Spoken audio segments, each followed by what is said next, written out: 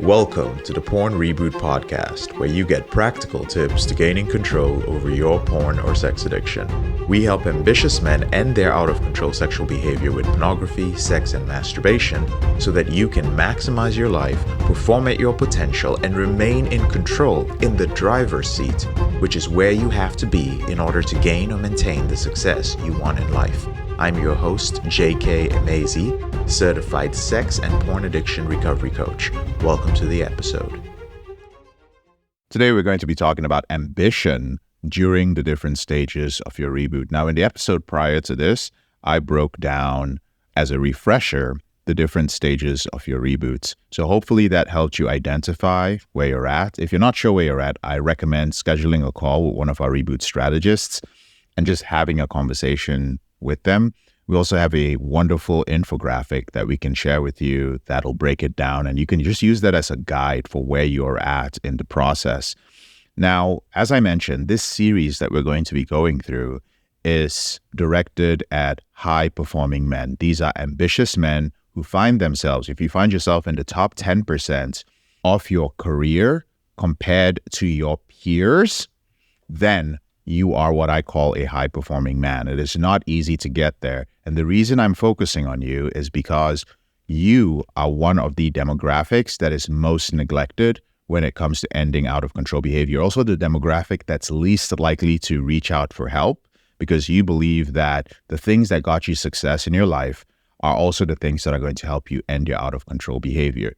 You also have a little bit of pride, a little bit of ego, and you're also busy. So I could keep going on when it comes to the things that hold you back from reaching out for help, but I'm not going to. Instead, I'm going to guide you through some of the main things that have contributed to your success.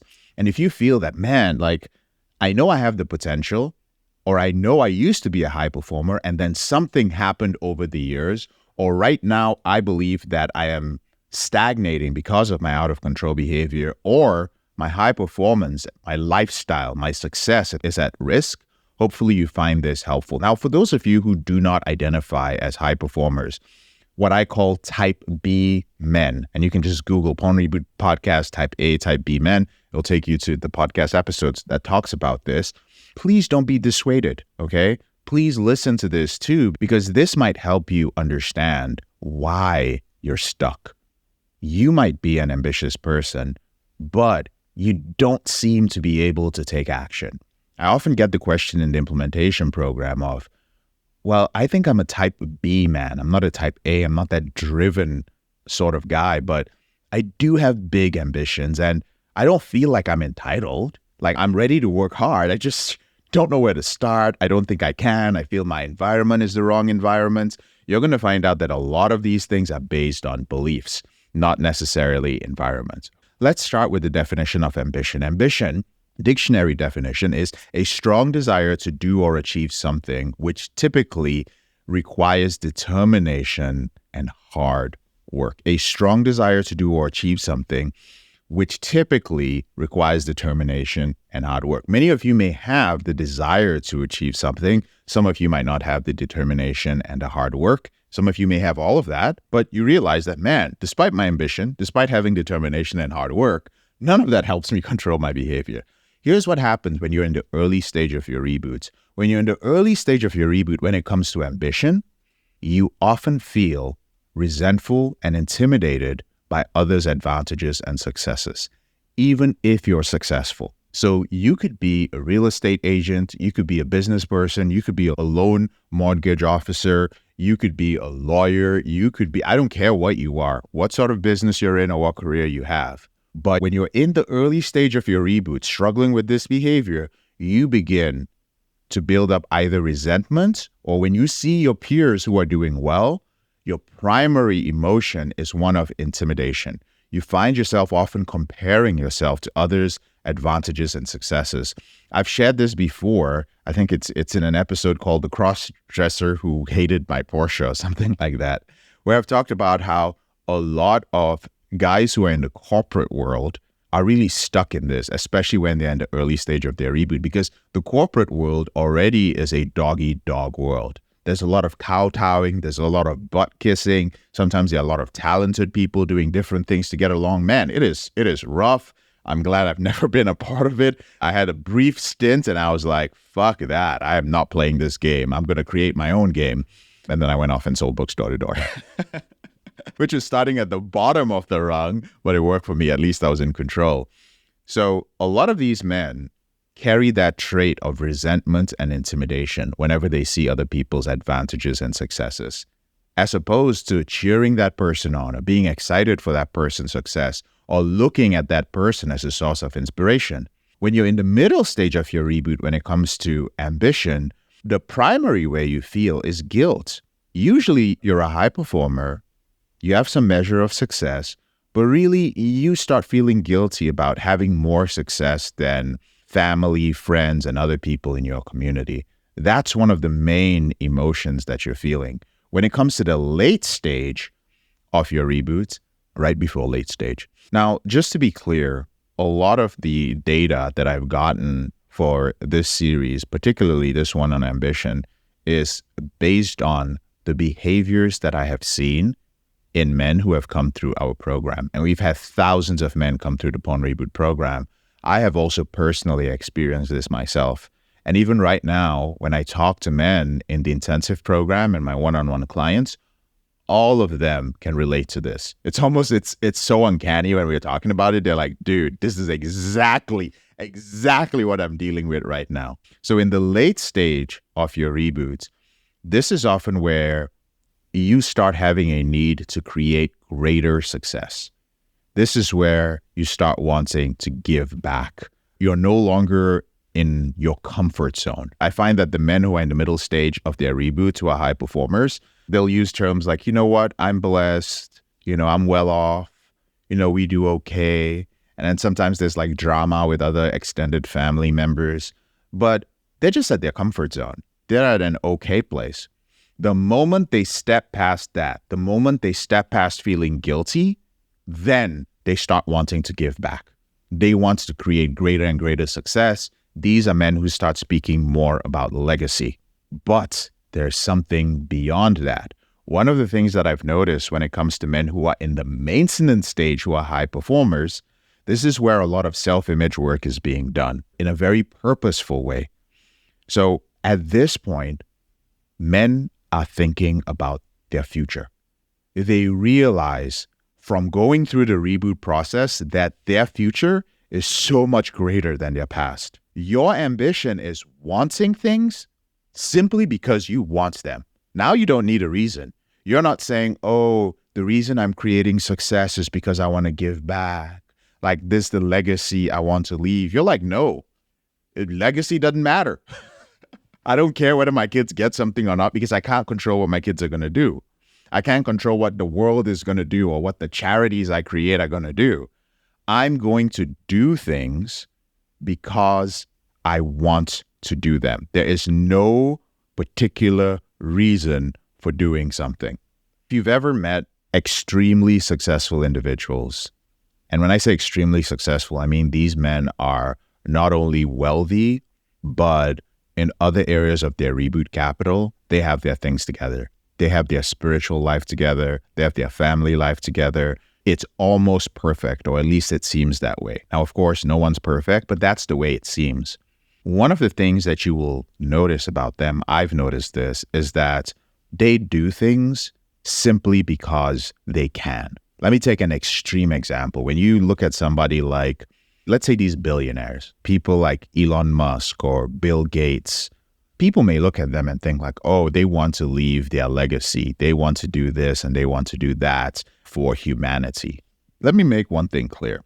And I'm not saying the things they're doing are good or bad, because who knows if they're good or bad or evil or how they're going to affect humanity. We try to be hopeful about these things. They are doing things because they want to. These are the dreams that they had. They're doing things because they want to. You might be thinking that their wealth allows them to do things because they want to. But when you look back, you'll start to realize that they were always doing the things that they wanted to. That is one of the reasons why they got to where they are in life. Of course, there was always a measure of luck and other factors involved. but they chose to take massive risks that other people did not take. They chose to give up a lot. We can sit here and argue about how some got a hand up and all that bullshit. I don't care. What I understand about these individuals is that they took humongous risks to innovate or to improve on something because they wanted to. And this is a much deeper topic, but those of you who are doing something similar in your life already know that.